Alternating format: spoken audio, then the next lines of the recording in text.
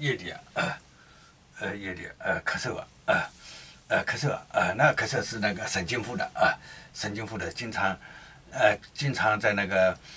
车间里来换棉纱之类的，有的是个绒毛，棉纱上的绒毛吸到呼吸道里的引起咳嗽它不像那些工人呢会戴上